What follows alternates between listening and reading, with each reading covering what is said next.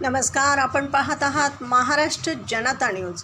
अहिल्यानगर जिल्ह्यातील संगमनेर शहरातून एक मोठी कारवाई समोर आली आहे। स्थानिक गुन्हे शाखेने संगमनेर शहरात छापा टाकत तब्बल 8,55,000 रुपयांचा मुद्देमाल जप्त केला आहे। या कारवाईत 850 किलो गोमांस आणि एक टाटा टेम्पो जप्त करण्यात आला आहे।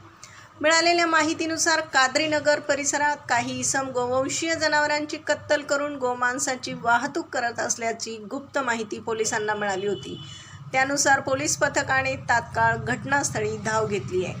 पोलीस पाहताच काही आरोपी घटनास्थळावरून फरार झाले, मात्र पोलिसांनी आरोपी फैज अशफाक कुरेशी याला ताब्यात घेतले। इतर 2 आरोपी आतिक कुरेशी आणि सलीम कुरेशी सध्या फरार आहेत।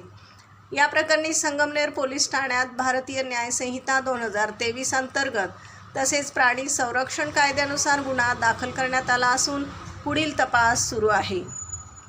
सदरची कारवाई पोलीस अधीक्षक सोमनाथ घारगे यांच्या मार्गदर्शनाखाली स्थानिक गुन्हे शाखेचे पोलीस निरीक्षक किरणकुमार कबाडी यांच्या मार्गदर्शनाखाली स्थानिक गुन्हे शाखेतील पथकातील महादेव गुट्टे, गणेश लोंढे, संतोष खैरे, विजय पवार, योगेश कर्डिले, अमृत आढाव, बाळासाहेब गुंजाळ आणि उत्तरेश्वर मोरे यांच्या पथकाने केली आहे। प्रतिनिधीसह महाराष्ट्र जनता न्यूज, अहिल्यानगर।